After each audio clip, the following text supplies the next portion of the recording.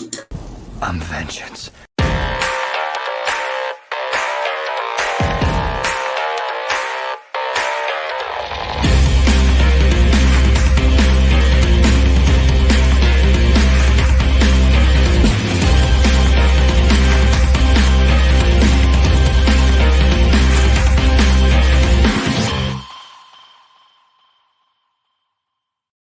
Welcome back, everybody. This is Mark 116.5 of the Super Civil Servants podcast, an impromptu show. I'm flying solo this evening. It's kind of late. I just got out of Spider-Man No Way Home, and I've got to release some webbing. I just got to talk about this for just a few minutes. It's going to be non-spoilers, but I got to get a little bit off my chest about this movie, my initial thoughts, what I saw, what I liked, what I didn't like, and we're going to dive really deep into it on the next Super Civil Servants podcast, I believe, tomorrow at 9 p.m. Eastern Standard Time on YouTube. Check us out, this same YouTube channel right here. But let's get into it. I've been waiting for a big Marvel movie to come out in theaters that I could see for a little while. I mean, I know Shang-Chi came out and I was excited about that, but I didn't see it in theaters. I saw it at home. I really enjoyed it. But once again, Shang-Chi felt like a Disney movie for me. Enjoyable movie. Great choreograph or great fight scenes. The graphics look great. Sorry, having a hard time talking right now, but everything looked great in that movie. I really enjoyed it. It just felt more like a Disney movie than a Marvel movie to me. I can say with Spider-Man No Way Home, it did not. It felt like a Marvel movie to me. I've always had a soft spot in my heart for Spider-Man. I enjoy the character. He's one of my favorite Marvel characters. He was so fun to draw growing up, so fun to read growing up. It's one of the characters you can relate to as a kid, I think, or one of the closest characters you can relate to as a kid.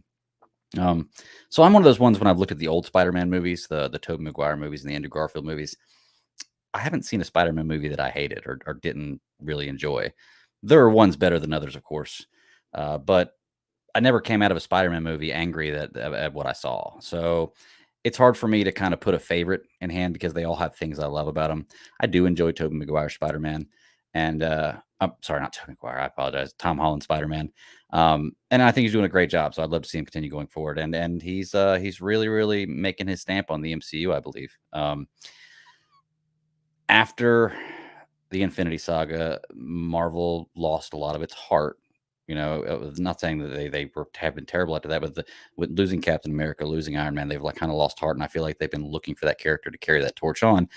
And I feel like Spider-Man is definitely going to be one of those lead characters that's doing that, and he's going to do a fantastic job doing it. Overall viewing of this movie, I'm so excited about it. I have to talk about it afterwards. Like even if it's just for a moment, I have to absolutely talk about it because I don't know if it's just the first Marvel movie I've seen in a while, or maybe just the first movie that's wowed me that I've seen in a while. But I think I do know a little bit about what it is that made me so excited about this. Is I haven't dove deep into studying, things about the movie, theories, read a lot of articles about it. I saw the trailers. I know the movie's coming out, and I've just kind of gone with it after that. So going into this movie, I had a lot of surprises at me, and I'm not sure how many surprises in this movie were actually known about and actually weren't. But there are a few surprises in this movie that are like, wow, that's where they went with this. So really enjoyed that because I love being surprised in a movie. And for me, the movie's got to end well. And this movie, the third act, I believe, was definitely the best act of the movie. Once again, this is going to be non-spoiler, so I'm not going to try to put anything out there that hasn't already been out there. But I enjoyed the third act of this movie. The first and second weren't too slow at all. It was just a totally different kind of pace. Everything was building up to exactly what the third act was, and it wrapped it up very nicely. Return of the Villains. Returning the villains from the characters from the older movies, Dr. Octopus and Green Goblin and everything, Electro. They did I didn't know if you could make those characters better from the movies before because I thought that all of those characters were spot on. I mean, like the Jamie Foxx Electro, I wasn't really hyped with the way they made him look in that movie, but they played the character well. But they did. They made every one of them better somehow or another, whether it's the way they look, a little bit of their attitude. They made them all a little bit better. And I really enjoyed their roles in this movie, and the amount of time I got to see them on screen worked well for me. This movie definitely leaves me wondering where we go from here, but I see it as almost like a fresh jumping off point. I think that's obviously that's what they were trying to do with it. I feel like this is a great jumping off point for Marvel for me. I feel like I've been disconnected with Marvel. I've enjoyed the shows, and everything else. And the movies have been okay from what I've seen, but I just felt this disconnect with Marvel. And this one right here feels like it's pulling me back in it. I don't know. Maybe it just pulled that string for me. Maybe because it's Spider-Man. I'm not sure, but this is kind of pulling me back into Marvel, and I'm excited to see where they go in the future with this. Doctor Strange's role in this movie, I wasn't sure what I was going to get about Doctor Strange in this movie. I'm not going to go into kind of spoilers about things that he does, but it was less Doctor Strange than I expected it to be. But you still got a good amount of Doctor Strange. So sets it up well for the future. Like I said, I don't know exactly where they could go from here, but it'll be really interesting to see this jumping off point with Spider-Man. I've fallen in love with these characters. At first having Zendaya as MJ and this different take on MJ, and then Ned, and the first movie that they worked for me. The second movie, they're kind of growing on me. I really feel the chemistry between these characters, between them and Tom Holland in this movie. They just do such a great job of it. I mean, every character they bring back was a home run. I didn't see them bring anybody back and be like, they could have done without that and I'd have been okay. Every single character they wrote by was fun. The story wasn't boring at any point in time. I was never looking at my watch or looking at my phone, checking to see how much longer the movie was. I was actually just more excited for more and more of it to come. Mid-credit scene's fantastic. Post-credit scene's fantastic. I'd recommend staying for both of them. Obviously, most people do now, but it's just overall, if you haven't seen this movie yet, and I'm sure a lot of people haven't because it just came out today, or you're not planning on seeing this movie, I would definitely recommend it. It's a really, really solid film. Like I said, I don't want to go too deep into it because tomorrow we're going to break it down, spoilers and all, with Super Civil Servants podcast. But it's a very, very solid film. Um, Obviously I like it. Like I said, if I'm doing this right here, so I can at least give that much of it away. Probably do some rankings tomorrow because this movie might shift up the rankings a little bit. Obviously, if I add one in, it's going to shift the rankings up, but where it's going to go is going to be a question. I may have to do some reevaluating of a lot of different things before I can rank this one into a solid spot, but it's definitely not near the bottom.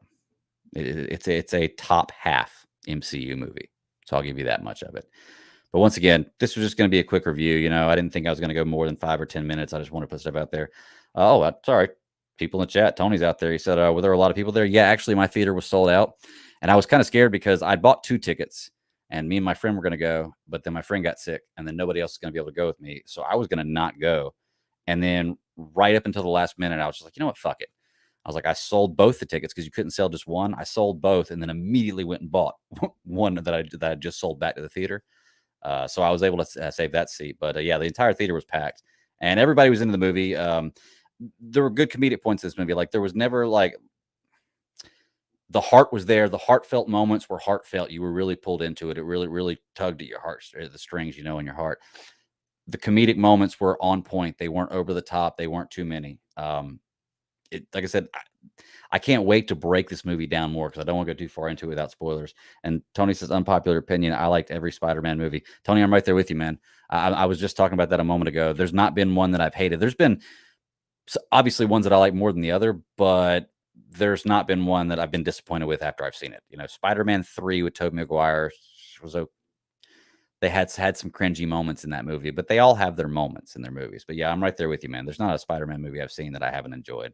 So, but folks, that's just real quick non-spoiler reviews. I wanted to put it out there. I wanted to have some people check this out, listen to this. Maybe they hear this and they get interested in checking out the show tomorrow night. We're going to go live 9 p.m. Eastern Standard Time on YouTube. And on top of talking about this, we're going to talk about the last 2 weeks of Hawkeye because we took last week off. We're also going to catch up on some Witcher. So I finally getting that one under the belt. So hopefully I'll be into season 2 by tomorrow, and I'm pretty sure I will. So we'll talk about that. But if you haven't checked us out, 9 p.m. Eastern Standard Time on YouTube every Friday night. And if you can't check us out live, the audio drops on any podcatcher of your choice, Mondays or Tuesday mornings. Till then, or till tomorrow, keep pounding.